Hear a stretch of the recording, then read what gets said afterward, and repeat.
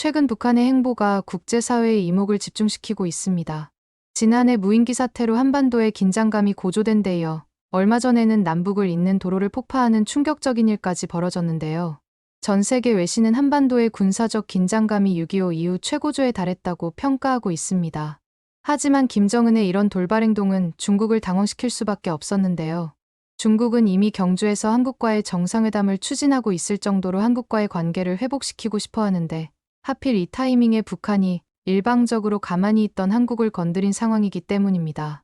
잇따른 북한의 돌발 행동에 질려버린 중국은 자기는 빠지겠다며 북한을 손절하려는 수순을 밟고 있고, 중국의 손절에 당황한 북한은 급하게 러시아로 찾아가 자기 좀 살려달라면서 구걸하고 있는 상황입니다. 푸틴에게 잘 보이겠다는 생각에 눈이 멀어버린 김정은은 결국 러시아의 우크라이나 침공에 북한군 1만 2천 명을 파병 보내는 정신 나간 짓까지 저지르고 마는데요. 멍청한 독재자에 의해 파병된 북한군은 격전지로 투입되며 사상자가 무려 90%에 달할 수 있다는 충격적인 전망까지 나오고 있는 상황입니다. 도대체 김정은의 의도는 무엇이고 어쩌다 상황이 이렇게까지 악화된 건지 함께 알아보러 가실까요? 첫 번째 사연입니다. 안녕하세요. 저는 조지 워싱턴 대학교 군사학과에서 30년 동안 교수로 일하고 있는 마이클 브라운이라고 합니다. 오늘은 제가 최근에 진행했던 수업에 대해 여러분께 들려드리고 싶어 이렇게 글을 작성했습니다. 이 수업은 바로 뜨거운 감자로 오르고 있는 현재 한반도 정세에 대한 것이었습니다. 수업을 하고 있는데 학생들이 점점 지루해하는 것 같아 저는 학생들에게 최근 한국과 북한 사이의 긴장이 급격히 고조된 사건에 대해 언급했습니다. 북한 측에서 주장하길 한국이 무인기를 평양 상공으로 날렸다는 것이었죠. 이 사건으로 인해 한반도의 위기가 고조되고 있다고 설명했습니다. 여러분, 최근 뉴스를 보셨나요? 북한이 한국의 무인기가 평양 상공에 출현했다고 주장하면서 한반도의 긴장이 급격히 고조되고 있습니다. 하지만 이 사건의 진실은 과연 무엇이라고 생각하시나요? 이 말을 하자마자 강의실 전체가 긴장감으로 가득 찼습니다. 항상 퀭하던 학생들의 눈빛이 호기심으로 반짝였고 모든 이목이 저에게 집중되었습니다. 몇몇 학생들은 펜을 손에 쥐고 노트에 열심히 무언가를 적어내려가기 시작했고, 다른 학생들은 고개를 약간 기울인 채 제 말을 놓치지 않으려는 듯 귀를 기울이고 있었습니다.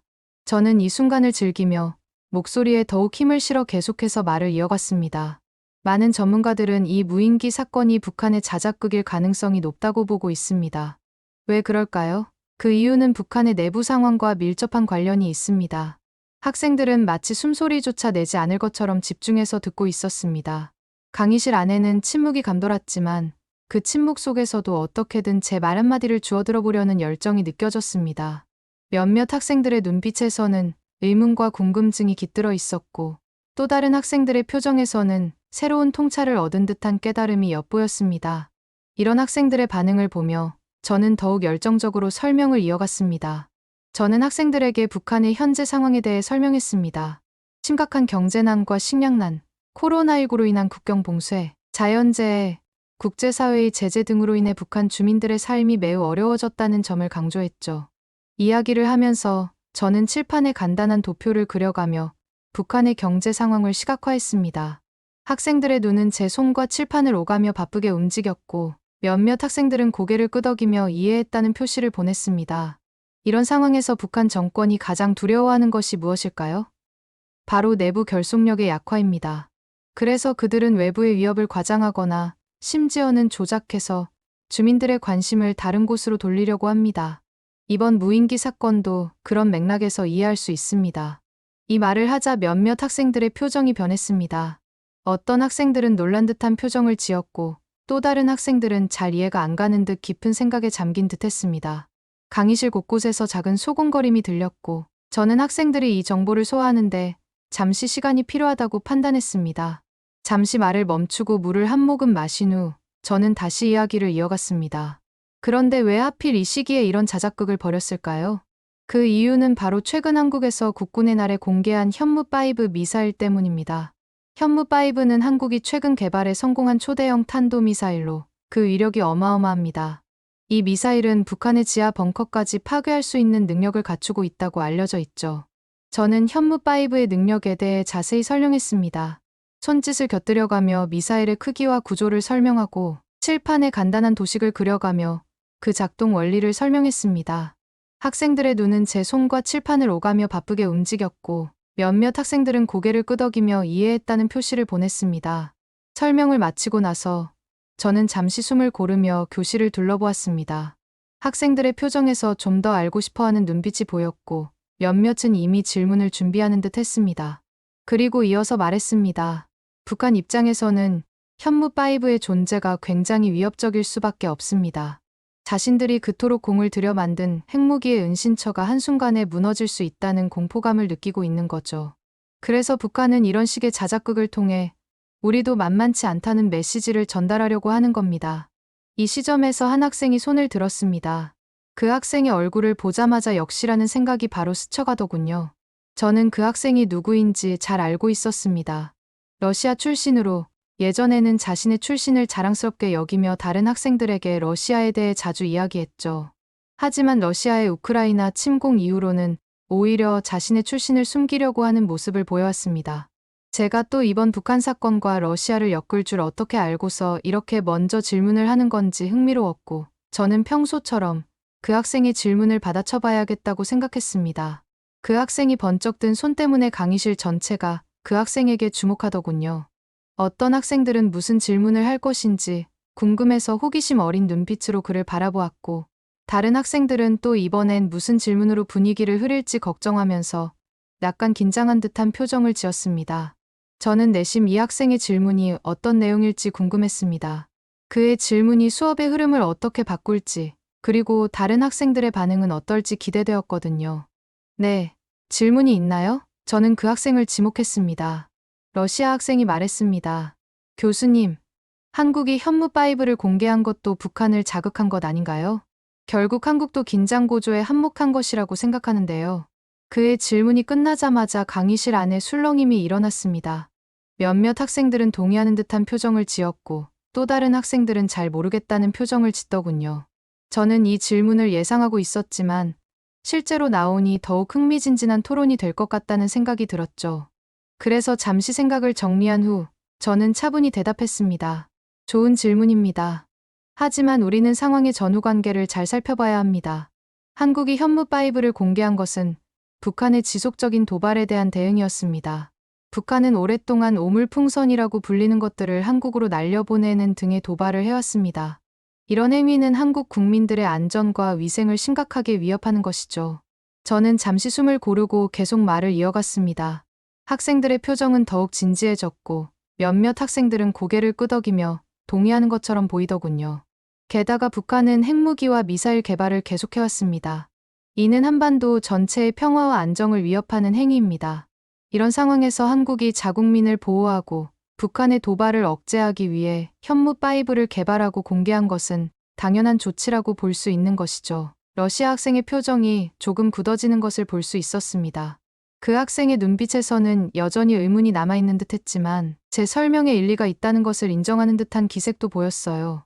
주변의 다른 학생들도 이 대화를 주의 깊게 듣고 있었고 몇몇은 노트에 뭔가를 열심히 적고 있었습니다. 저는 이 기회를 놓치지 않고 더 자세한 설명을 덧붙였습니다. 더군다나 현무5 공개 이후에도 북한은 오물풍선 도발을 계속하고 있습니다. 이는 북한이 한국의 억제력 강화에도 불구하고 여전히 도발적인 태도를 버리지 않고 있다는 것을 보여주는 증거라고 볼 수 있어요. 이런 모습을 보면 한국의 현무5 공개가 북한을 자극했다기보다는 오히려 북한의 지속적인 도발이 한국의 방어 능력 강화를 불가피하게 만들었다고 보는 것이 더 정확하지 않을까요? 이 말을 끝으로 강의실이 물을 끼얹은 듯이 조용해지더군요. 학생들은 각자의 생각에 잠겨 있는 듯 했고 러시아 학생은 고개를 숙인 채 뭔가를 깊이 생각하고 있는 것 같았습니다. 고개를 들어 저를 바라보던 러시아 학생은 다시 입을 열었죠. 하지만 교수님, 무인기 사건도 사실 한국이 보낸 건지 북한에서 보낸 건지 아무도 모르는 상황 아닌가요? 어떻게 그렇게 단정지어 말씀해도 되는 건가요? 이 질문에 강의실 전체가 다시 긴장감으로 가득 찼습니다. 다른 학생들도 호기심 어린 눈빛으로 저를 바라보며 제 대답을 기다리고 있는 모양이더군요. 저는 당연히 이 질문에 대해 준비가 되어 있었기 때문에 미소를 지으며 대답했습니다. 좋은 지적입니다. 저는 미소를 지으며 말했습니다. 하지만 이 사건을 자세히 들여다보면 북한의 자작극일 가능성이 매우 높다는 것을 알 수 있죠. 저는 잠시 강단을 천천히 걸으며 학생들의 눈을 마주쳤습니다. 모든 학생들의 시선이 저에게 고정되어 있었고 눈빛에서는 강한 호기심이 느껴졌죠. 먼저 북한이 공개한 무인기 사진을 보세요. 저는 프로젝터를 켜고 사진을 띄웠습니다. 이 무인기의 형태가 어떻게 보이나요? 한국군의 첨단 무인기와는 거리가 멀어 보이지 않나요? 학생들이 고개를 끄덕이는 것이 보였습니다. 저는 계속해서 설명했습니다. 이 무인기는 마치 누군가가 3D 프린터로 급하게 만든 것 같은 모습입니다.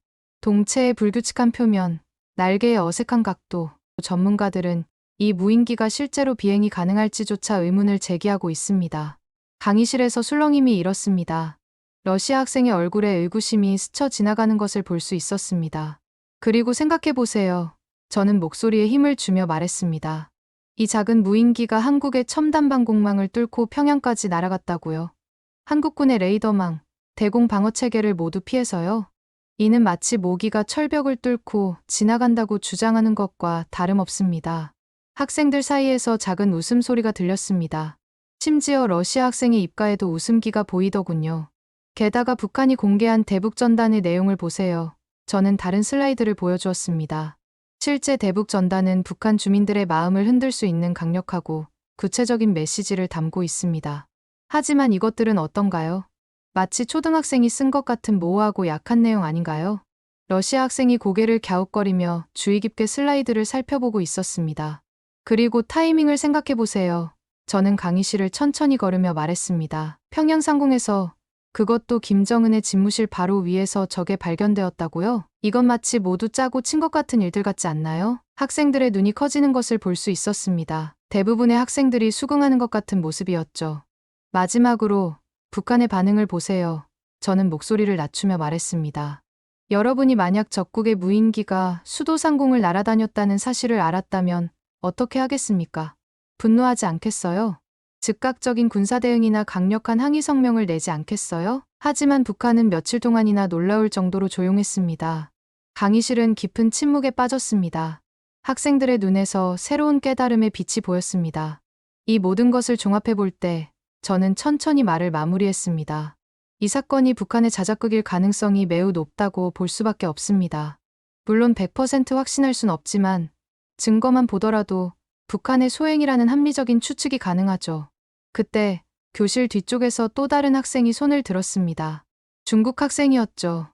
이 학생은 평소에도 한국 관련 주제가 나오면 항상 가만히 있지 않고 꼭 딴지 걸듯이 의견을 내곤 했습니다. 중국 학생의 얼굴에는 뭔가 말하고 싶은 욕구가 가득 차 있더라고요. 네, 말씀해보세요.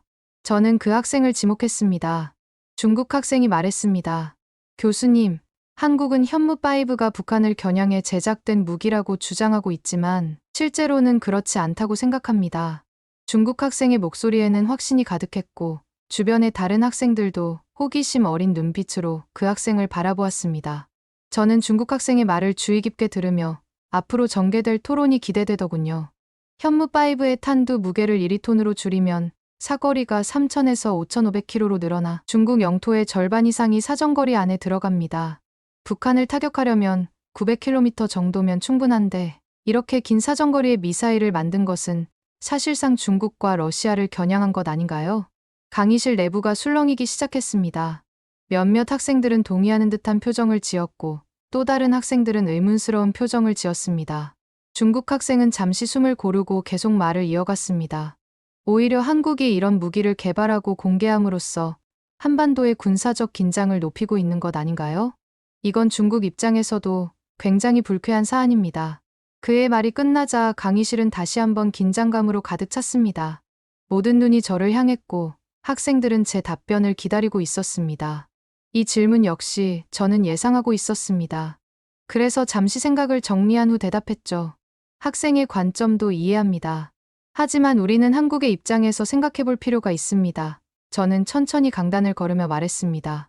한국은 지금 여러 방면에서 심각한 위협에 직면해 있습니다. 저는 잠시 멈추고 중국 학생을 바라보았습니다. 찔리는 게 있는 모양인지 괜히 긴장하고 있더군요. 먼저 북한의 핵 위협은 말할 것도 없죠.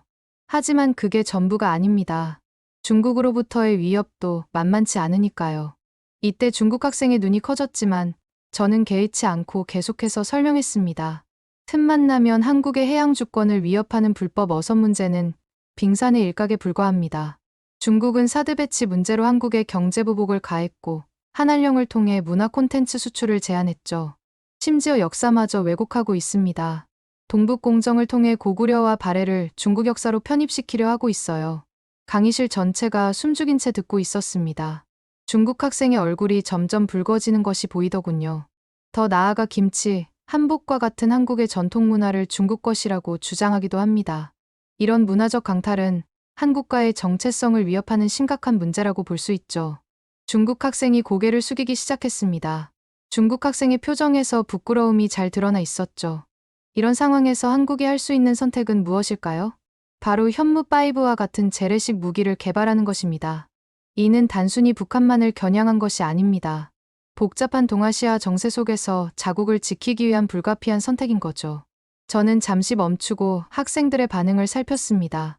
중국 학생은 여전히 고개를 들지 못하고 있었고, 다른 학생들은 심각한 표정으로 듣고 있었습니다. 여러분, 생각해 보세요. 만약 여러분의 나라가 이런 상황에 처해 있다면 어떻게 하시겠습니까? 자국민을 보호하기 위해 아무것도 하지 않고 가만히 있겠습니까? 누군가가 당신의 집마당에 돌을 던지고 당신의 역사를 부정하고 당신의 문화를 빼앗으려 한다면 바보도 아니고 그냥 가만히 있을 수 있나요? 한국은 자국을 지키기 위해 할 수 있는 최선을 다하고 있는 것뿐입니다. 이는 어느 누구도 비난할 수 없는 정당한 행위입니다.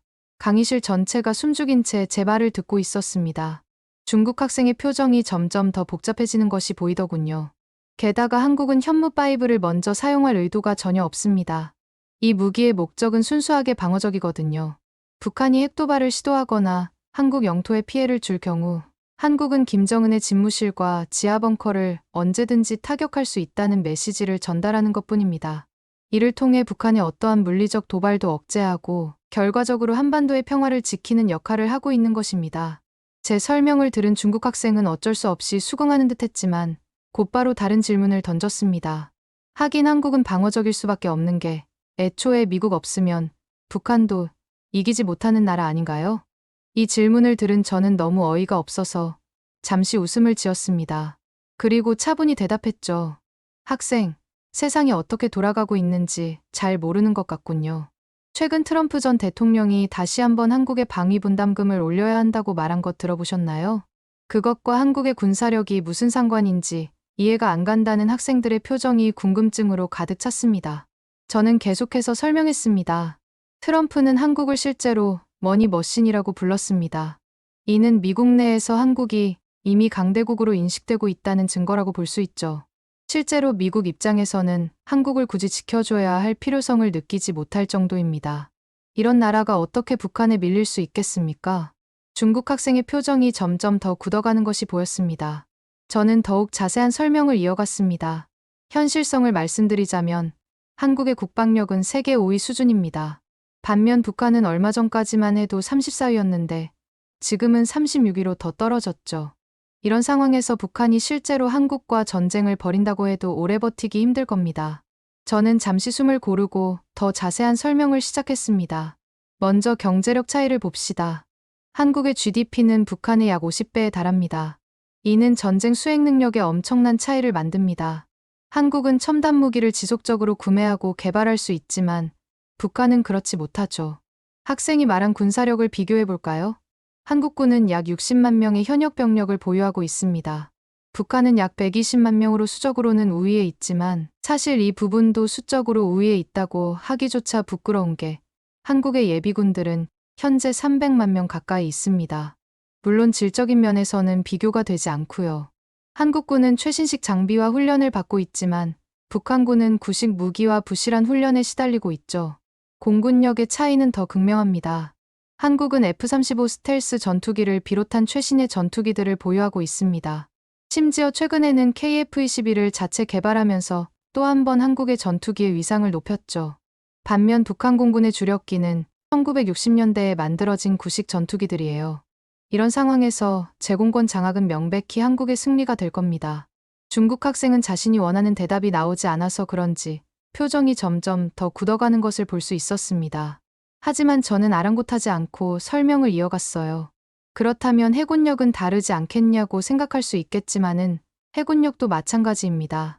한국 해군은 이지스 구축함을 비롯한 현대식 함정들을 운용하고 있습니다. 북한 해군은 대부분 소형 함정들로 이루어져 있어 원의 작전 능력이 매우 제한적이죠. 저는 잠시 숨을 고르고 마지막 설명을 덧붙였습니다. 그리고 주목해야 할 점은 한국의 뛰어난 방산 기술입니다. 최근 한국은 폴란드 외에도 K2 전차, K9 자주포, FA-50 경공격기 등 첨단 무기 체계를 수출하며 세계 방산 시장에서 두각을 나타내고 있습니다. 이는 한국의 방산 기술이 세계적 수준에 도달했음을 보여주는 좋은 예시죠. 실제로 한국은 현재 세계 방산 수출 순위 8위권에 진입했고 차이까지의 점유율은 0.1%밖에 차이가 나지 않을 정도로 격차가 크지 않습니다. 이렇게 한국은 지속적인 기술 혁신과 수출 다변화를 통해 글로벌 방산 강국으로 빠르게 성장하고 있습니다. 중국 학생의 표정이 점점 굳어가는 것을 보며 저는 말을 이어갔습니다. 더 중요한 것은 한국의 무기들은 이미 실전에서 그 성능이 검증되었다는 점입니다. 방산 수출을 통해 다양한 국가에서 실제 운용되고 있죠. 반면에 중국의 무기들은 어떨까요? 실전 경험이 전무하다시피 하고 공개된 스펙 역시 과장되었을 가능성이 높습니다. 중국 학생의 얼굴이 창백해졌습니다. 당황해서 말을 하려다 입을 다무는 게 보이더군요. 예를 들어 중국의 최신 전투기나 함정들의 실제 성능은 어떨까요? 우리는 그 성능이 어떤지 알 수 없습니다. 그저 중국 측에서 일방적으로 주장만 할 뿐이죠. 반면 한국의 K9 자주포는 실제 전장에서 그 위력을 입증했고 KF-21 전투기는 철저한 테스트를 거치고 있습니다. 결론적으로 전쟁은 단순히 무기의 화력과 성능만으로 결정되는 게 아닙니다. 우크라이나와 러시아의 전쟁을 보면 알 수 있듯이 보급 능력이 매우 중요합니다. 실전 경험, 기술의 신뢰성도 마찬가지죠. 이 말에 러시아 학생이 불편한 듯 몸을 뒤척이는 것이 보였지만 저는 계속 말을 이어갔습니다. 북한을 지원하겠다고 하는 러시아는 어떤가요? 3년이나 계속된 전쟁으로 인해 보급할 자원도 병력도 부족해서 북한으로부터 지원을 받고 있는 실정입니다. 강의실 안에서 학생들이 동요하는 게 보이더군요. 러시아가 북한의 지원을 받는다는 사실에 대해 놀라워하는 듯했습니다. 북한은 140만 대군이 한국의 무인기 도발로 인해 잦은 입대를 신청했다고 주장하고 있지만 여러분도 알다시피 북한이 그 정도 규모의 군대를 유지하는 것은커녕 국민들을 굶기지 않는 것조차 힘든 상황입니다. 140만 명에게서 지원받을 종이가 있는지조차 의문일 정도로 가난한 나라죠. 이 말에 몇몇 학생들이 웃으며 고개를 격하게 끄덕이더군요. 반면 한국은 어떤가요? 저는 목소리를 조금 더 높이며 말했습니다. 태평양을 장악하고 있는 미국의 전폭적인 지원을 받을 수 있습니다. 하지만 그것보다 더 중요한 건 한국 자체가 이미 선진국 반열에 올라 있다는 겁니다. 세계적인 수준의 군사력을 갖추고 있어 보급 문제에 대해 전혀 걱정할 필요가 없죠. 북한이 한국을 상대로 조금이라도 도발을 한다면 그날이 바로 김정은 정권이 지구상에서 사라지는 날이 될 겁니다. 그리고 중국 역시 한국의 털끝이라도 건드린다면 이미 전 세계에서 문제아 취급을 받고 있는 중국은 그날로부터 전 세계로부터 왕따가 되어 모든 보급을 스스로 해결해야 하는 지경에 이르게 되겠죠. 여러분이 저를 편향된 시각을 갖고 있다며 욕할 수도 있겠지만 이건 팩트입니다. 중국 학생은 이제 완전히 고개를 숙인 채 아무 말도 하지 못했습니다. 그 중국인 학생의 표정에서 한국에 대한 오만한 태도가 완전히 사라졌음을 볼 수 있었죠. 앞으로도 한국과 북한의 상황을 지켜봐야 하겠지만 지금처럼 한국에 대한 공포에 빠져있는 북한이 한국을 상대로 전쟁을 일으킬 가능성은 사실상 제로에 가깝다고 볼 수 있습니다. 그리고 이는 북한뿐만 아니라 중국이나 러시아 같은 다른 어떤 나라에도 해당되는 이야기입니다. 학생들은 진지한 표정으로 고개를 끄덕였습니다. 저는 마지막으로 당부의 말을 전했습니다. 북한의 도발이나 러시아의 개입, 중국의 우려 등 모든 행동에는 그들만의 이유가 있습니다. 하지만 그것이 정당화될 수 있는지는 또 다른 문제죠. 우리는 항상 평화와 안정, 그리고 인류의 보편적 가치를 위해 무엇이 옳은지 고민해야 합니다. 러시아 학생과 중국 학생의 표정은 특히 복잡해 보였습니다. 한국의 현무 5개발이나 군사력 강화는 단순히 공격적인 목적이 아닌 자국민을 보호하고 평화를 유지하기 위한 노력의 일환입니다. 때로는 평화를 지키기 위해 강해져야 할 때도 있는 법이죠. 이 말에 대부분의 학생들이 동의하는 듯한 표정을 지었습니다. 끝으로 저는 여러분들이 앞으로 군사 전략가나 정책 입안자가 된다면 이런 복잡한 상황에서 현명한 판단을 내려야 할 때가 올 겁니다. 오늘의 토론이 여러분에게 좋은 경험이 되었기를 바랍니다. 라고 말하면서 수업을 마무리했습니다. 물론 앞으로도 한국뿐만 아니라 미국도 한국과 북한의 상황을 주시해야 한다고 생각합니다. 하지만 솔직히 말해서 북한의 행동은 스스로를 고립시키는 결과를 낳고 있다고 볼 수 있죠. 북한의 지속적인 도발과 폐쇄적인 정책은 제발 자기 나라 좀 그만 건드리라고 격하게 말하는 꼴이기도 하고요. 북한이 선택한 이런 고립주의적 노선이 과연 그들의 국가 발전에 도움이 되는 선택이라고 생각하지는 않지만 경제 제재, 국제사회와의 단절, 그리고 자국민의 고통 등을 감수하면서까지 현재의 정책을 고수하는 것이 북한에게 어떤 이익을 가져다 주는지 의문입니다. 결국 북한의 진정한 발전과 번영은 개방과 국제사회와의 협력을 통해서만 가능할 것이라고 생각하지만 그러지 않을 테니 앞으로도 이렇게 홀로 발전 없는 나라로 굳어질 거라고 생각합니다. 여러분은 이런 북한에 대해 어떻게 생각하시나요? 두 번째 사연입니다. 안녕하세요. 저는 워싱턴 DC에 있는 싱크탱크에서 군사 전문가로 일하고 있는 제임스라고 합니다. 오늘은 한국과 관련하여 북한의 최근 행보에 대해 제 생각을 나누고 싶어서 이렇게 글을 쓰게 됐어요. 먼저 북한에서 일어난 무인기 사건에 대해 조사하다 보면 김정은이 무인기 사건에 대해서는 다른 사건에 비해 유독 정말 예민하게 반응했다는 걸 여러 가지 행동을 통해 알 수 있습니다. 우선 북한은 이 사건 직후 서해 해안포의 포문을 개방하는 조치를 취했어요. 이는 언제든 발사할 수 있는 준비 태세를 갖췄다는 걸 보여주는 거죠. 실제로 북한 국방성 대변인은 완전 무장된 8개 포병여단 사격대기 태세 전환을 포함해 국경선 부근의 포병 연합부대들과 중요 화력 임무가 부과된 부대들의 완전 사격 준비 태세를 갖추는 데에 대한 총참모부 작전 예비 지시가 하달됐다고 발표했어요. 더 나아가 북한은 남북 연결도로를 폭파하는 극단적인 행동도 취했어요. 경의선과 동해선 도로를 폭파함으로써 남북 간의 물리적 연결을 차단한 거죠. 이 도로는 한국이 1,800억 원이나 들여 건설한 시설이에요. 북한이 이렇게 중요한 시설을 폭파한 건 그만큼 상황을 심각하게 받아들이고 있다는 뜻이라고 볼 수 있습니다. 김정은은 또한 인민군 제2군단 지휘부를 방문해 서울 지도를 펼쳐놓고 군사행동 계획을 점검하는 모습을 보이기도 했어요. 그 자리에서 대한민국은 명백한 적국이라며 물리력 사용 가능성을 언급했죠. 김정은이 이렇게까지 이 사건에 대해서 엄청 심각하게 받아들인 이유가 뭘까요? 제가 보기엔 이 사건이 북한 정권이 얼마나 취약한지 여실히 보여줬기 때문인 것 같아요. 북한은 오랫동안 철저하게 감시하고 통제하는 체제를 만들어왔잖아요. 특히 평양은 김정은 정권의 심장부나 다름없는 곳이죠. 그런데 이곳에 외부 세력의 무인기가 들어왔다니 북한의 방공망에 큰 구멍이 뚫렸다는 걸 의미한다고 볼 수 있습니다. 게다가 이게 한 번이 아니라 여러 번 있었다고 하니 북한 지도부 입장에서는 정말 큰 충격이겠구나 라는 생각이 들더군요. 북한, 특히 김정은이 무인기를 그렇게 무서워하는 이유는 여러 가지가 있어요. 우선 요즘 나오는 무인기들은 아주 작고 빠르면서 레이더에 잘 안 잡혀요. 그래서 북한이 가진 낡은 방공 시스템으로는 대응하기가 쉽지 않죠. 또 무인기는 정찰뿐만 아니라 공격도 할 수 있어요. 요즘 우크라이나 전쟁을 보면 작은 무인기에 폭발물을 달아서 정밀 타격하는 일이 자주 일어나고 있잖아요. 김정은 입장에서는 자기가 머무는 곳이나 중요한 시설들이 무인기의 표적이 될 수 있다고 생각하니 아마 덜덜 떨리긴 할 거예요. 아시는 분들은 아시겠지만 실제로 2022년에 이란의 핵심 인물이었던 거셈 솔레이마니 장군이 미국의 드론 공격으로 목숨을 잃은 일도 있었거든요. 북한 지도부도 당연히 이런 일들을 잘 알고 있을 거고요. 게다가 무인기는 단순히 군사적인 위협만이 아니에요.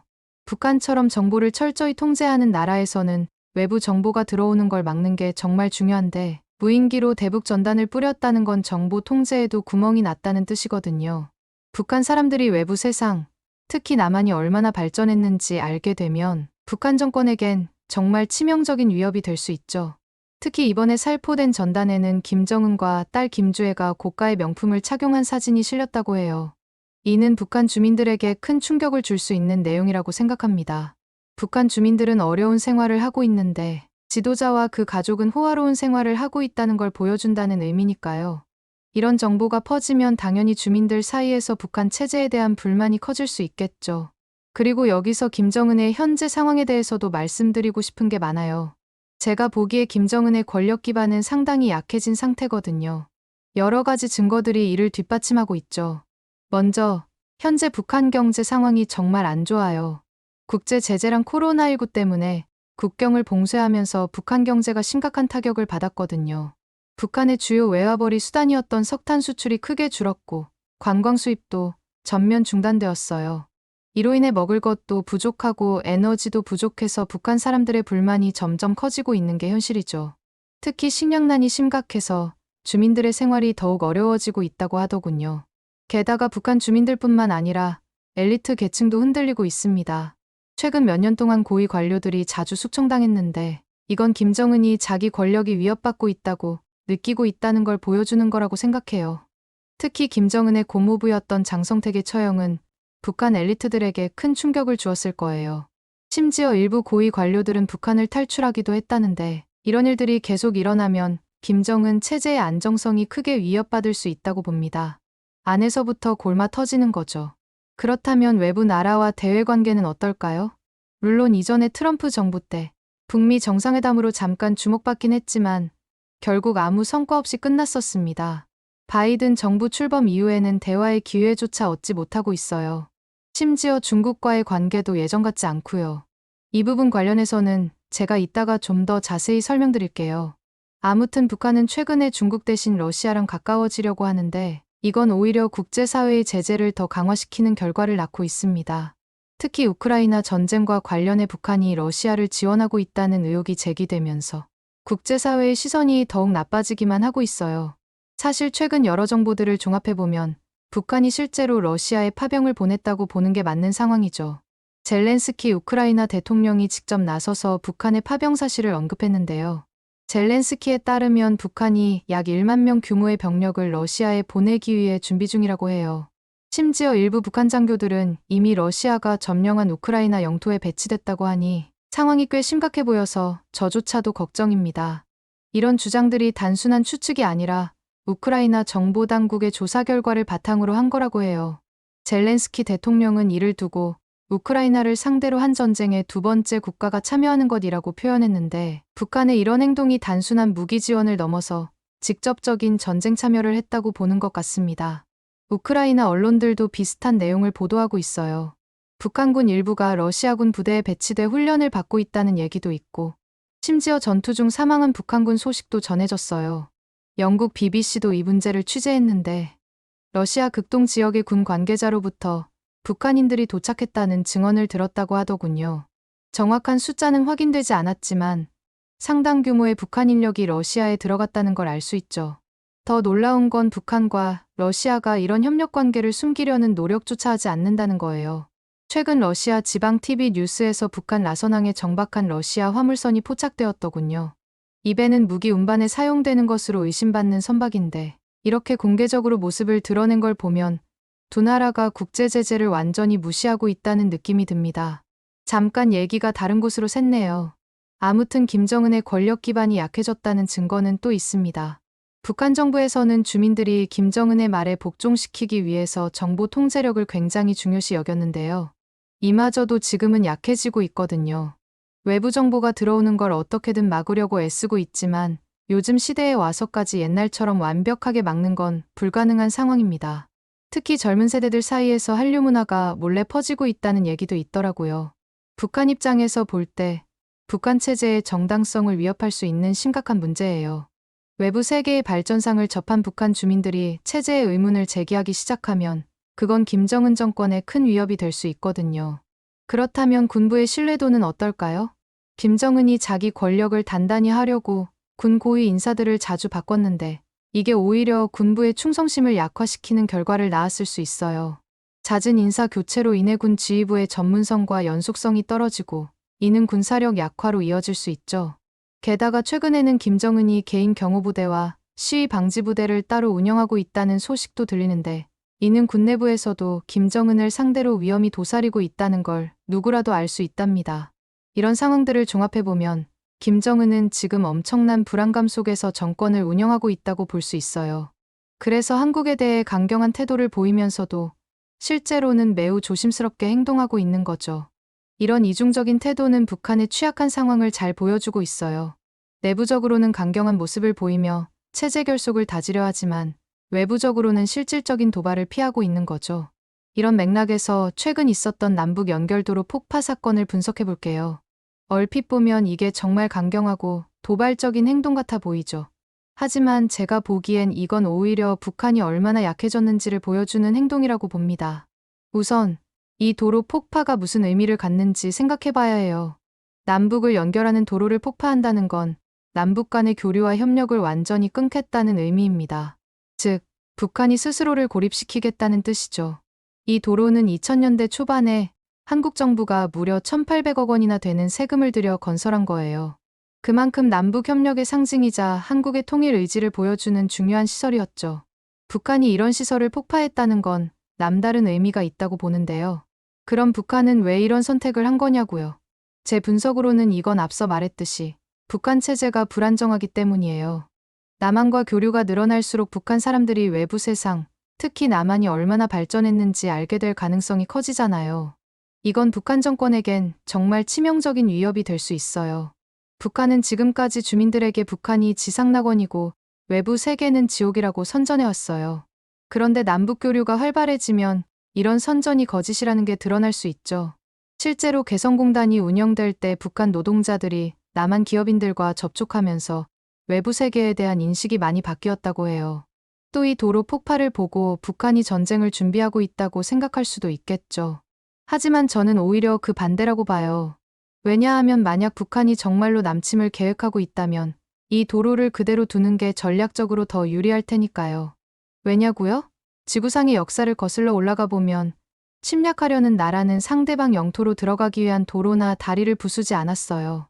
오히려 그걸 이용해서 빨리 진군하려고 하죠. 그런데 북한은 스스로 이 진격로를 막아버린 거예요. 이것만 보더라도 북한이 남한을 침공할 생각이 전혀 없다는 걸 보여주는 증거라고 볼 수 있습니다. 실제로 북한은 과거에 서울에서 주유하고 부산까지 밀고 내려가겠다는 식의 허세 섞인 발언을 한 적이 있어요. 그런데 지금은 그런 진격로를 스스로 차단한 거죠. 그럼 이 도로 폭파의 진짜 목적은 뭘까요? 제가 보기에 이건 두 가지 메시지를 전하기 위한 거라고 생각합니다. 먼저, 북한 내부를 향해 우리는 더 이상 남한과 교류하거나 통일을 추구하지 않을 거야 라는 식의 메시지를 보내는 겁니다. 이렇게 해서 북한 사람들의 기대를 낮추고 지금의 어려운 상황을 받아들이게 만들려는 전략 같아 보여요. 안 그래도 최근 북한은 헌법을 개정해서 조국 통일 같은 표현을 삭제했는데 이 도로 폭파는 그런 헌법 개정의 연장선상에 있는 행동이라고 볼 수 있죠. 다음으로 외부를 향해 제발 우리를 건드리지 마라는 경고의 메시지라는 해석도 가능해 보입니다. 북한은 자기들의 체제를 위협할 수 있는 어떤 외부의 개입도 용납하지 않겠다는 뜻을 분명히 한 거죠. 이런 걸 보면 북한이 현재 체제를 어떻게든 유지하기 위해 총력을 다하고 있다는 사실을 볼 수 있습니다. 결국 이건 북한이 이른바 요새국가로 변하고 있다는 걸 보여주겠다는 의지로 봅니다. 외부와의 접촉을 최소화하고 내부 결속을 다지는데 주력하겠다는 뜻이죠. 여러분들도 이제 김정은 정권이 지금 얼마나 위기 상황에 처해 있는지를 보이시지 않나요? 하지만 이런 전략이 과연 오래 갈 수 있을까요? 21세기 세계화 시대에 완전히 고립되는 건 사실상 불가능하고 오히려 나라 발전에 걸림돌이 될 뿐이에요. 북한의 이런 행동은 결국 자기들의 발전 가능성을 스스로 막아버리는 결과를 낳게 되겠죠. 북한이 스스로를 고립시키면 경제 발전은 물론이고 기술 발전도 어려워질 거라고 봅니다. 물론 기존에도 발전과는 거리가 먼 나라이긴 했지만 말이에요. 특히 4차 산업혁명 시대의 정보와 기술 교류가 없다면 북한은 더욱 뒤처질 수밖에 없고 이건 장기적으로 북한 체제의 근간을 흔들어버리는 요인이 될 수 있죠. 북한의 이런 행동을 보면서 많은 사람들이 전쟁이 일어날까봐 걱정하고 있어요. 하지만 제가 보기에 지금 상황에서 전면전이 일어날 가능성은 정말 낮다고 생각합니다. 우선 북한의 군사력이 남한과 미국의 연합 전력에 비해 한참 뒤떨어져 있어요. 북한이 숫자는 많을지 몰라도 장비의 질이나 기술력 면에서 크게 밀리거든요. 특히 공군력 차이가 어마어마해요. 요즘 전쟁에서 하늘을 지배하는 게 얼마나 중요한지는 최근 전쟁 사례들을 보면 잘 알 수 있죠. 예를 들어 우크라이나 전쟁에서 볼 수 있듯이 현대전에서는 공중우세가 결정적인 역할을 해요. 북한 공군은 노후화된 전투기들이 대부분이라 한미연합 공군력을 상대하기 힘들겠죠. 게다가 북한의 경제 사정을 보시면요. 전쟁을 치를 만한 여력이 전혀 없어요. 평소에도 주민들 먹여 살리기 힘든 판에 전쟁은 꿈도 못 꾸죠. 전쟁을 하려면 어마어마한 물자와 자원이 필요한데 지금 북한은 평상시에도 주민들의 기본적인 생활조차 제대로 보장하지 못하잖아요. 내부 상황도 이 정도인데 국제사회의 반응은 오죽하겠어요? 만약 북한이 전쟁을 일으키면 유엔을 비롯한 국제사회가 즉각 강력하게 제재하고 개입할 것이고 그 영향으로 북한 정권이 바로 무너질 가능성이 높은 상황입니다. 그뿐만 아니라 특히 최근에는 북한 내부에서 고위 관료들의 동요가 감지되고 있다고 해요. 일부 관료들은 김정은의 정책에 의문을 제기하기 시작했다고 하니 이런 상황에서 전쟁을 시작하면 내부 분열이 가속화될 수 있습니다. 이런 이유들을 종합해보면 북한이 실제로 전쟁을 시작할 가능성은 아주 낮다고 볼 수 있습니다. 그뿐만 아니라 북한은 급격한 태도 변화를 보여주고 있는데요. 앞서 말씀드렸다시피 북한은 러시아에 파병을 보내기까지 하면서 러시아와의 군사동맹을 강력하게 만들고 중국에 대한 의존도를 낮추려고 하는 상황이거든요. 사실 북한의 이런 태도 변화는 국제 정세의 변화, 특히 중국의 태도 변화와 가장 밀접한 관련이 있어요. 예전에는 북한과 중국이 피로 맺어진 동맹 같은 관계였지만 최근엔 그 관계가 많이 무너졌거든요. 중국은 당연히 북한 편 아니었냐고요? 많은 사람들이 여전히 북한 뒤에는 중국이 있다고 생각하지만 이건 더 이상 사실이 아니에요. 중국은 점점 더 북한으로부터 거리를 두고 있거든요. 중국이 지금처럼 국제적 위상이 높지 않았던 시절에는 중국 입장에서 예전에는 북한을 완충지대로 둘 필요가 있었습니다. 하지만 지금은 경제적으로 세계 2위 수준에까지 오르다 보니 국제사회에서의 영향력도 크게 늘어났고 더 이상 북한이라는 골칫덩이 동생이 필요 없어진 거죠.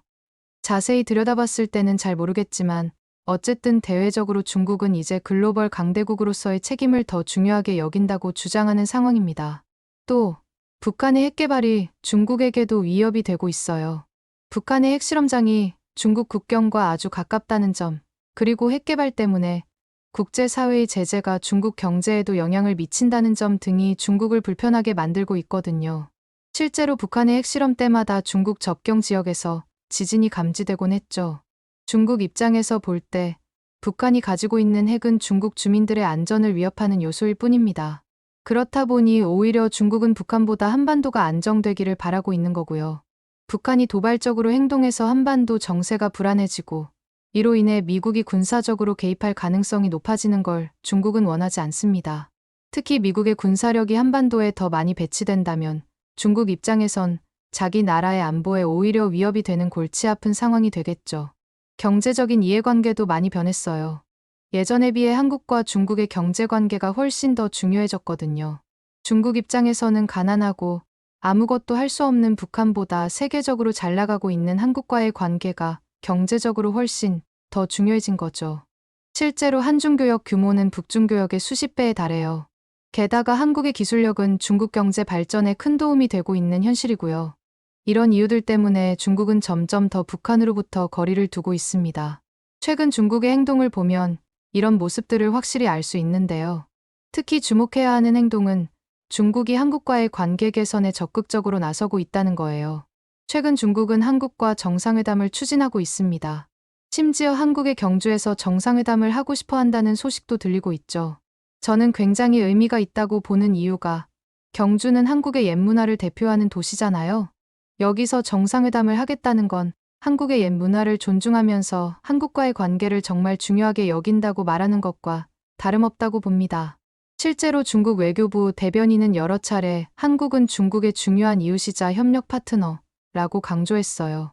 이것만 보더라도 중국이 한국과의 관계를 얼마나 중요하게 여기는지 보여주는 거라고 해석할 수 있죠. 이렇게 북한에게서 돌아서 버린 중국의 태도는 북한에게 큰 압박으로 작용하고 있어요. 특히 중국은 김정은이 계속해서 도발적인 행동을 하는 걸 거슬린다고 생각하는 상황입니다.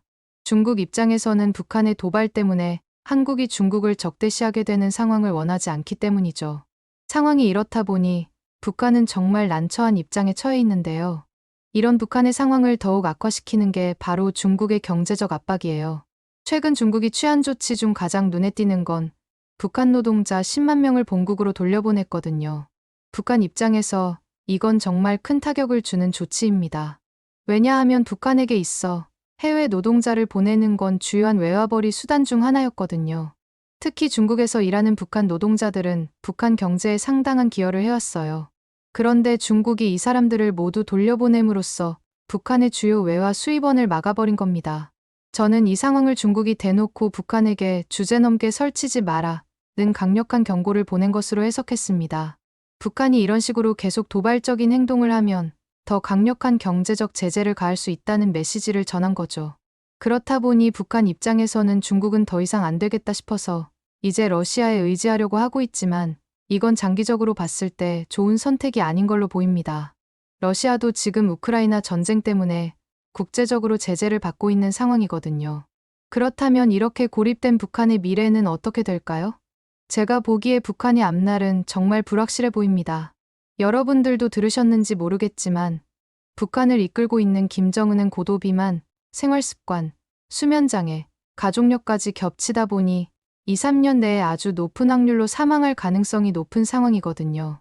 그렇게 김정은이 사망하게 되면 북한에서 2인자로 통하고 있는 동생 김여정이 사실상 김정은의 자리를 차지하게 될 텐데 문제는 아직 성인이 되지 않은 김정은의 자식들이 성인이 될 경우 김여정을 가만히 둘 것인가 하는 거죠. 반대로 김정은의 자식들을 김여정이 제거할 가능성도 높은 상황이고요. 결국 이런 식으로 내부에서 분란이 일어날 경우 그 혼란으로 인해 북한의 체제가 무너질 가능성이 높다고 많은 전문가들은 예상하고 있습니다. 중국은 이렇게 무너진 북한을 언제든지 먹기 위해 한쪽에서 입을 쩍 벌리고 있는 상황이고요. 김정은은 무인기가 발견된 이후 두려운 나머지 외부에도 나가지 않은 채 칩거 중이라는 소식도 들려옵니다. 저는 이렇게 북한은 어디에 붙더라도 외면당하기만 하고 당장 내일망에도 이상하지 않을 정도로 위태로운 상태라고 보는데 여러분들은 북한의 미래를 어떻게 보고 계신가요? 세 번째 사연입니다.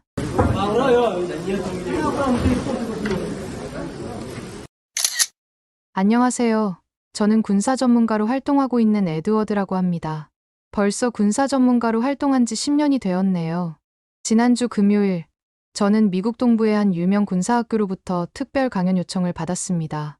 이 학교는 미 육군사관학교 웨스트포인트에 버금가는 명문으로 미래의 군 지도자들을 양성하는 곳입니다. 평소에도 저는 하버드, 예일 등 아이비리그 대학들과 여러 군사 교육기관에서 종종 강연을 하곤 했습니다. 하지만 이번에는 특별히 긴장되는 느낌이 들었어요. 강연장에는 500명 이상의 학생들이 모인다고 했고 현직 고위 장교들도 다수 참석한다는 소식을 들었거든요. 게다가 이번 강연 내용이 향후 미군의 전략 수립에 상당한 영향을 미칠 수 있다는 부담감도 있었습니다. 강연 당일, 저는 평소보다 2시간이나 일찍 일어나지더군요. 아무래도 긴장한 탓이겠죠. 일찍 일어난 김에 먼저 강의실에 가야겠다 싶어서 발걸음을 옮겼습니다. 머릿속으로는 계속 발표 내용을 정리하고 예상 질문에 대한 답변도 준비를 했고요. 강의실에 도착하고 자료를 훑어보며 머릿속으로 강연 내용을 정리하고 있을 때였습니다. 갑자기 문이 열리더니 누군가 들어오더군요. 저는 고개를 들어 그 사람을 바라보았어요. 40대 초반으로 보이는 남성이었는데 어딘가 낯이 익었습니다. 짙은 갈색 머리에 날카로운 눈매, 그리고 단단해 보이는 체격이 인상적이었죠. 하지만 정확히 누구인지는 기억나지 않더군요. 저는 가볍게 고개를 끄덕이며 인사를 건넸고 그 중년 남성은 미소로 화답했습니다. 그의 미소는 친근해 보였지만 어딘가 경계하는 듯한 느낌도 들었죠. 그런 탓인지 그 사람은 대기실 구석에 있는 의자에 앉았고 서류 가방에서 노트북을 꺼내 열심히 무언가를 보기 시작하더군요. 저는 다시 강연 자료로 시선을 돌렸습니다. 하지만 그 사람이 누구인지 계속 신경 쓰이더군요. 잠시 후 진행요원이 다시 대기실로 들어왔어요. 진행요원은 저와 나중에 온 사람에게 강연 시 주의사항들을 설명해 주었습니다. 마이크 사용법, 프레젠테이션 리모컨 조작법, 그리고 질의응답 시간 관리 등에 대해 자세히 안내해 주었죠. 두 분 모두 45분씩 강연을 하시고 그 후 15분간 질의응답 시간이 있을 겁니다. 시간을 꼭 지켜주시기 바랍니다. 진행요원이 말했습니다. 그리고 청중 중에는 고위 장교분들도 계시니 비밀 사항에 유의해 주시기 바랍니다. 그제서야 저는 그 사람이 제 다음 순서로 강연할 사람이라는 걸 알게 되었습니다. 게다가 그도 저처럼 군사 전문가라고 했죠. 문득 군사 전문가라고 하는 저 사람이 누구인지 정말 궁금해졌습니다. 진행요원이 나가고 나서 그 사람이 저에게 다가오는 게 느껴지더군요. 안녕하세요. 제 이름은 제이슨입니다. 반갑습니다. 제이슨이 악수를 청했어요. 그의 소나귀에서 단단한 힘이 느껴졌습니다. 저는 악수에 응하면서도 내심 좀 당황스럽더군요. 솔직히 말해 강연 전에는 조용히 혼자 있고 싶었거든요. 특히 마지막으로 무슨 말을 할지 생각을 정리하고 싶었죠. 하지만 제 마음과 다르게 제이슨은 대화를 계속 이어나가더군요. 최근 한국과 북한의 대립으로 바쁘시죠? 그가 물었습니다. 무슨 의도로 이런 질문을 한지는 알 수 없었지만 저는 어쩔 수 없이 대답했습니다. 네, 북한이 계속 문제를 일으키니 정신이 없습니다. 무인기 사건부터 시작해서 최근의 연결도로 폭파까지 상황이 점점 악화되고 있어서 말이죠. 제 말을 들은 제이슨의 표정이 갑자기 변했습니다. 제이슨의 눈이 날카로워지는 게 느껴졌고 입술이 일자로 굳어지더군요. 북한이 문제를 일으킨다고요? 그게 무슨 말씀이신지 이해가 가지 않는군요. 그의 목소리에는 의아함이 가득했습니다. 저는 조금 놀랐습니다. 군사 전문가라면서 이런 기본적인 사실도 모르나 싶었죠. 최근 무인기 사건 말입니다. 북한의 자작극이라는 얘기도 있던데 모르셨나요? 한국뿐만 아니라 전 세계에서 그렇게 분석하고 있는데 말이죠. 제이슨은 고개를 저었습니다. 그의 얼굴에는 믿을 수 없다는 표정이 역력했습니다. 북한이 미쳤다고 자기 머리 위에 무인기를 날리면서 쇼를 하겠습니까? 어떻게 그렇게 생각 없이 말씀하실 수 있죠? 그건 명백히 한국의 도발이었습니다. 저는 그의 반응에 어이가 없었습니다. 이 사람이 정말로 군사 전문가가 맞나 의심이 들 정도였거든요. 최근 한반도 정세에 대한 기본적인 이해조차 없어 보였기 때문입니다. 하지만 제이슨은 개의치 않고 계속해서 말을 이어갔습니다. 북한이 얼마나 화가 났으면 한국과의 연결도로를 폭파시키는 행동까지 벌였겠습니까? 이건 한국의 무인기 도발에 대한 정당한 대응입니다. 저는 이번 사건이 무조건 한국의 잘못이라고 봅니다. 제이슨의 말을 듣고 저는 헛웃음이 나왔습니다. 이 사람의 논리는 도저히 이해할 수 없었으니까요. 최근 발생한 일련의 사건들을 완전히 왜곡해서 해석하고 있지 뭐예요. 군사 전문가 맞으십니까? 연결도로 폭발을 어떻게 그렇게 해석하시죠? 이건 누가 봐도 북한이 한국을 두려워해서 차단하기 위해 폭파한 거 아닙니까? 저는 최근 한반도 정세에 대해 더 자세히 설명했습니다. 북한은 최근 경의선과 동해선 군사분 개선 이북 구간을 폭파했습니다. 이는 단순히 도로를 끊는 것이 아니라 남북 간의 모든 교류와 협력 가능성을 차단하려는 의도로 보이는 상황이죠. 게다가 폭파 이후에도 중장비를 동원해 추가 작업을 진행 중이라고 합니다. 이는 누가 보더라도 북한이 남북 간 육로를 완전히 차단하고 요새화하려는 의도를 명확히 보여주는 것 아닙니까? 제이슨은 제 말을 이해할 수 없다는 듯 고개를 갸우뚱거렸습니다. 눈에는 의심의 눈빛이 가득해 보였죠. 저는 제이슨이 그러거나 말거나 아랑곳하지 않고 계속해서 설명했습니다. 게다가 북한이 최근 러시아에 대규모 병력을 파병했다는 소식도 있습니다. 한국의 국가정보원에 따르면 북한은 약 1만 2천 명 규모의 특수부대를 러시아에 파병하기로 했고 이미 1,500명 정도가 러시아로 이동한 걸로 파악한 상태입니다. 이 병력은 폭풍군단이라 불리는 북한의 최정예 특수부대 소속이라고 하더군요. 저는 잠시 숨을 고르고 계속해서 설명했습니다. 이런 상황에서 북한이 남북 연결도로를 폭파한 것은 여러 가지로 해석될 수 있다고 봅니다. 러시아에 대규모 병력을 보내면서 생긴 군사력의 공백을 메우기 위한 조치일 수도 있고, 혹은 이 틈을 타서 한국군이 북한을 침범할까봐 두려워서 취한 방어적 조치일 수도 있겠죠. 또한 이때다 싶어 북한 내부에서 한국으로 탈북하는 사람들을 막기 위한 조치일 가능성도 있을 거고요. 어떤 경우든 이는 북한의 내부 불안정성을 명확히 보여주는 증거라고 봅니다. 제 말을 들은 제이슨은 당황했는지 얼굴이 순간 붉어졌고 손가락으로 넥타이를 조금 느슨하게 풀었습니다. 이어서 제이슨은 잠시 말을 못 잇더니 이내 목소리를 가다듬고 말을 잇더군요. 제이슨은 여전히 자신의 주장을 굽히지 않더라고요. 오히려 눈빛이 더욱 강렬해졌고 목소리에는 확신이 가득했습니다. 하지만 이제 러시아와 북한이 군사적으로 협력하면서 판도가 바뀔 겁니다.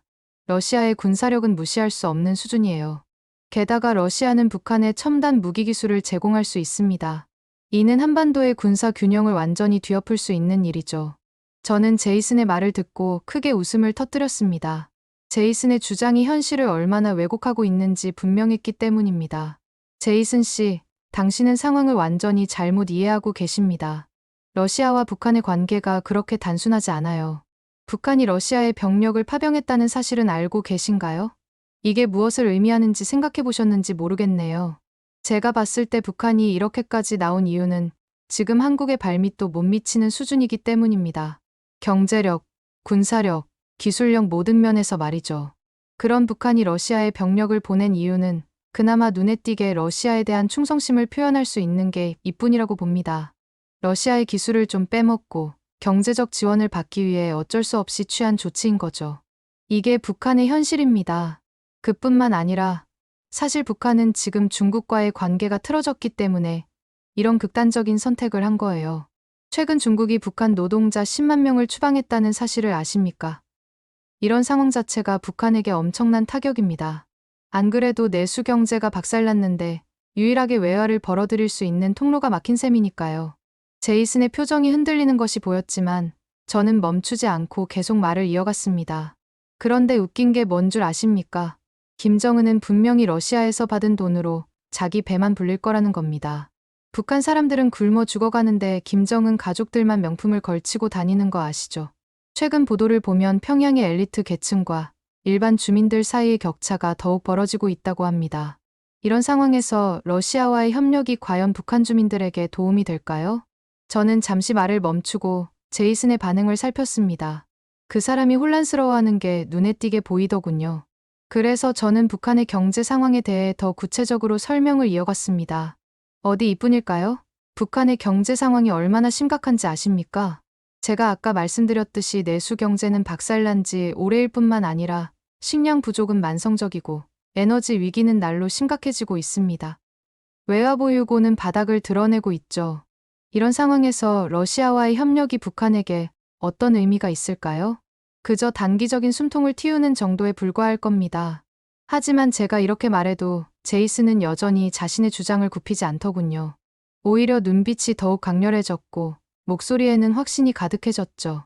북한군들은 러시아를 배신하지 않을 겁니다.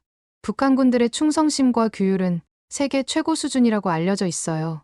설사 북한이 파병을 빌미로 러시아의 방산기술을 얻으려고 해도 그건 서로 윈윈하는 관계입니다.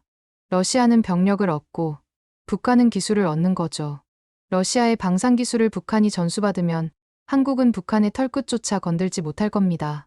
이게 한반도의 힘의 균형을 완전히 바꿀 수 있는 일이 아니고 뭐죠? 저는 제이슨의 말을 듣고 정말 어이가 없었습니다.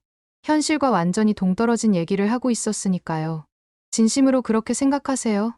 그럼 북한 병력이 러시아에 가자마자 벌써 탈북 얘기가 나오고 있는 건 어떻게 설명하실 건가요? 최근 보도를 보면 이미 수십 명의 북한군이 탈영을 시도했다고 합니다. 북한에서 그 힘든 훈련을 다 받았던 특수부대원들이 러시아에 오자마자 바로 탈북을 하는 걸 보면 러시아에 이용당하러 파병 간 군인들이 불쌍하다는 생각밖에 안 듭니다. 저는 잠시 숨을 고르고 계속해서 설명했습니다. 게다가 이번에 파병된 부대가 누군지 아세요? 바로 폭풍군단이라 불리는 11군단 소속 특수부대입니다. 11군단은 북한의 엘리트 부대로 유사시 서울 침투 임무를 맡고 있는 부대죠. 이런 엘리트 부대 소속 병사들조차 탈영을 시도한다는 것은 북한군의 사기가 얼마나 낮은지 여실히 보여주는 것 아닙니까? 러시아군이 탈영한 군인들을 잡으러 다닌다는 소식도 있던데 이런 북한군들을 데리고 러시아가 뭘 할 수 있을지 의문입니다. 언어도 통하지 않고 문화적 차이도 크고 게다가 전투의지도 의심스러운 병력을 어떻게 효과적으로 활용할 수 있을까요? 북한이 러시아에 파병을 보낸 게 의미가 있는지 모르겠네요. 도저히 제이슨의 사상이 이해가 가지 않는 부분에 대해서 저는 계속적으로 말을 쏘아붙였습니다. 그리고 북한 군인들 입장에서는 러시아군을 대신해 싸우려는 생각보다는 이 기회를 놓치지 않고 북한을 탈출하려는 생각이 더 클 텐데 러시아 입장에서 이런 상황들을 감당할 수 있을까요? 게다가 이런 대규모 탈북 사태는 북한 정권의 안정성에도 큰 위협일 수 있을 겁니다. 그랬는데도 러시아에 지원을 한 이유는 러시아로 자기들이 대규모 병력을 파병 보냈으니 언젠가는 러시아에게서 자기들이 베푼 것들을 돌려받을 속셈이겠죠.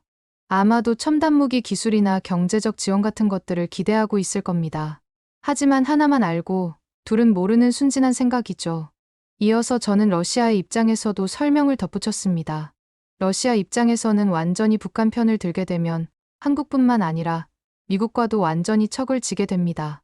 러시아는 이미 우크라이나를 침공하는 바람에 서방과의 관계가 최악인 상황이에요. 여기에 북한까지 끌어안는다면 국제사회에서 러시아의 입지는 더욱 좁아질 수밖에 없겠죠. 경제 제재도 더 강화될 거고 외교적 고립도 심해질 겁니다. 저는 제이슨의 눈을 똑바로 바라보며 말을 이었습니다. 그렇게 되면 러시아의 미래는 불보듯 뻔할 텐데 왜 이런 멍청한 선택을 한 건지 이해가 안 됩니다. 제가 봤을 땐 푸틴이 오랫동안 전쟁을 치르다 보니 완전히 판단력을 상실한 것 같아요. 아무리 봐도 북한이 러시아에게 붙는 건 결과적으로 득이 없을 겁니다. 제 말을 듣던 제이슨의 표정이 점점 굳어갔습니다. 그의 눈빛에서 분노와 당혹감이 동시에 느껴지더군요. 게다가 러시아가 손잡은 북한은 이미 전 세계에서 문제아로 찍힌 존재입니다. 인권 탄압, 핵 개발, 미사일 발사 등으로 국제사회의 신뢰를 완전히 잃었죠. 특히 최근 들어 북한의 행동은 더욱 도발적이 되고 있습니다. 무인기 사건부터 시작해 최근의 남북 연결도로 폭파까지 끊임없는 악수만 두고 있죠. 이런 북한에게 러시아가 빚을 진 채로 갚지 않으면 그때부턴 북한이 돌변해 러시아에게 자기들도 핵을 가지고 있다면서 러시아에게 죽기 살기로 달려들 겁니다.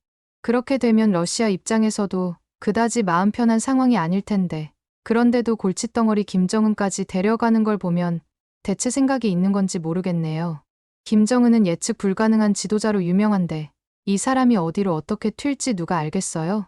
그리고 북한이 러시아에서 방산기술을 받으면 한국이 털끝도 못 건드린다는 생각은 도대체 어디서 나온 건가요?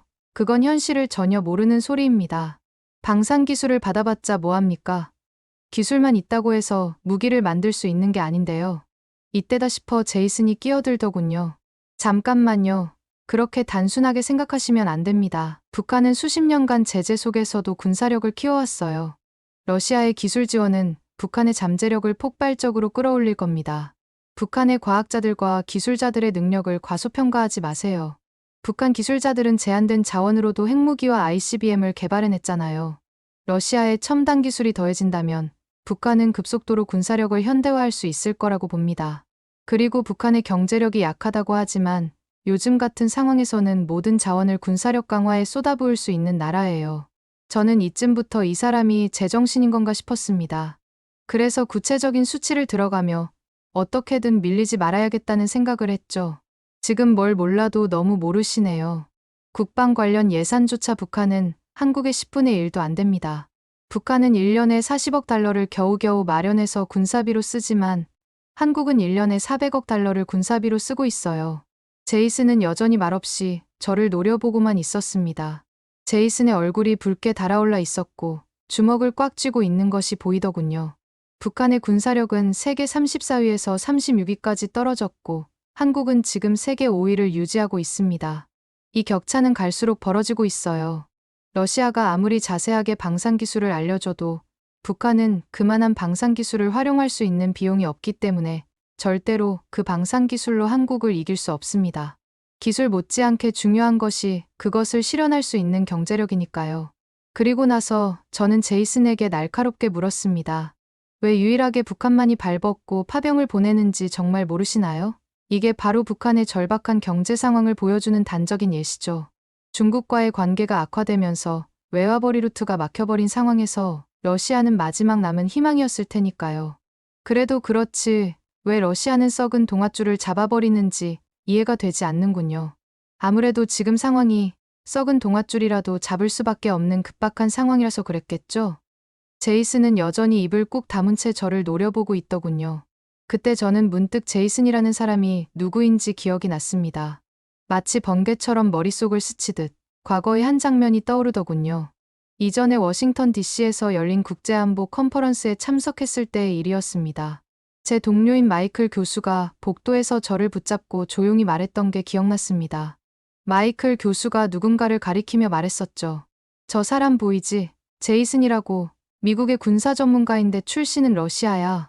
그러니 나중에 마주치게 되면 절대 상대하지 마. 스트레스만 받게 될 게 뻔하거든. 왜 이제서야 그 중요한 정보를 떠올렸는지 답답했습니다. 마이클 교수가 컨퍼런스에서 주의를 준 그 사람이 바로 눈앞에 있었는데 말이죠. 하지만 이미 시작된 대화였고 대화를 하다 보니 저는 어떻게든 제이슨의 사고방식을 뜯어고쳐야겠다는 생각을 했습니다. 저런 말도 안 되는 헛소리를 하는 인간한테 지고 싶지 않았거든요. 그래서 저는 계속해서 설명을 이어갔습니다. 그런데 어떡하나요? 만약 북한이 전쟁을 일으킨다 하더라도 러시아가 제대로 북한을 도와줄 수 있을지 의문인데 말이에요. 러시아가 우크라이나를 침공한 이후 경제 상황이 얼마나 악화되었는지 아십니까? 서방의 제재로 인해 러시아 경제는 거의 붕괴 직전이에요. 저는 잠시 숨을 고르고 러시아의 경제 상황에 대해 더욱 상세히 설명하기 시작했습니다. 게다가 주요 러시아 은행들이 국제 금융 시스템에서 퇴출되었고 수출 통제로 인해 첨단 기술 제품의 수입이 거의 불가능해졌습니다. 많은 다국적 기업들이 러시아에서 철수했고 곧 수많은 일자리 손실로 이어졌어요. 러시아 국민들의 생활 수준이 급격히 떨어지고 있습니다. 게다가 전쟁으로 인한 군사비 지출 증가는 재정에 엄청난 부담을 주고 있어요. 러시아는 매년 약 104억 달러를 전쟁 비용으로 쓰고 있다던데 러시아 수준을 볼 때 장기적으로 지속 가능한 수준이 아니에요. 저는 잠시 멈추고 구체적인 수치를 언급하기 시작했습니다. 러시아의 GDP가 작년 대비 2.1% 하락했다고 했지만 실제로는 더 심각하겠죠.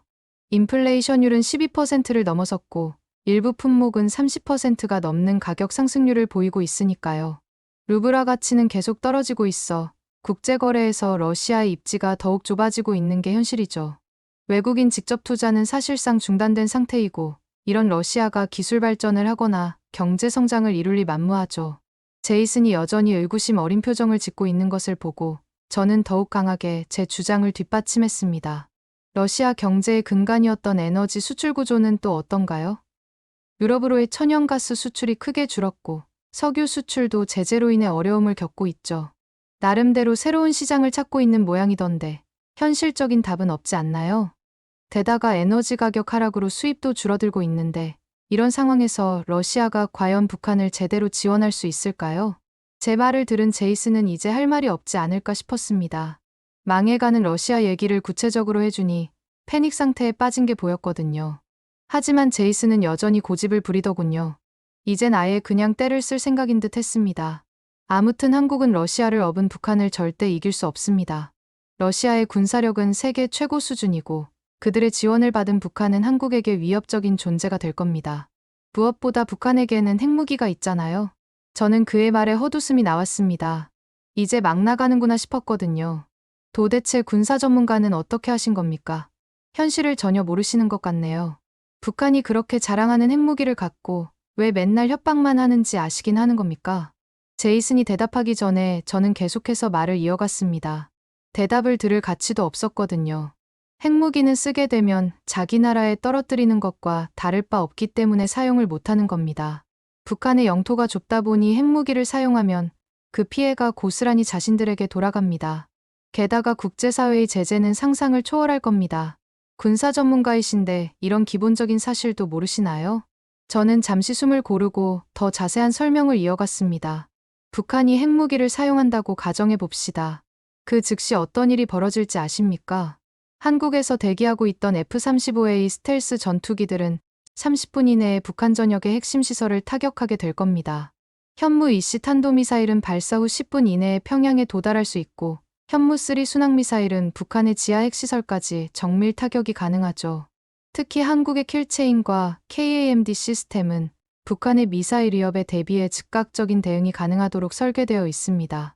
북한이 핵무기를 사용하려는 조짐만 보여도 이 시스템들이 즉시 가동되어 발사 전에 무력화시킬 수 있죠. 그뿐만 아니라 이런 상황에서 미국이 가만히 있을까요? 미국의 대응 역시 즉각적이고 압도적일 겁니다. 괌에 있는 미공군 기지의 F-35 스텔스 전투기들은 불과 2시간 만에 평양 상공에 도달할 수 있습니다. 한반도 주변의 미해군 항공모함에서 발진한 전투기들은 1시간도 채 되지 않아 북한 전역을 타격할 수 있죠. 오키나와의 미해병대는 24시간 이내에 북한 영토 어느 곳이든 상륙할 준비가 되어 있습니다. 미국의 오하이오급 핵잠수함은 이미 동해 어딘가에서 북한을 겨냥하고 있을 거고 15분 이내에 언제든지 북한 전역을 초토화시킬 준비를 하고 있는 게 현실입니다. 김정은이 과연 이런 사실을 모를까요? 김정은이 핵무기 사용을 명령하는 순간 목숨이 날아가는 건 시간 문제입니다. 미국의 첨단 정찰 자산들은 이미 김정은의 위치를 24시간 추적하고 있을 거고 김정은이 숨을 만한 벙커의 위치도 모두 파악하고 있겠죠. 더구나 북한의 좁은 국토를 고려하면 핵무기 사용으로 인한 방사능 오염은 북한 전체를 황폐화시킬 겁니다. 평양에서 북중 국경까지의 거리가 불과 200km 정도라는 걸 생각해 보세요. 핵무기 한 발의 영향으로 전국토가 오염될 수 있다는 뜻입니다. 그쯤 되면 대면하던 중국마저도 이젠 북한을 포기하겠죠.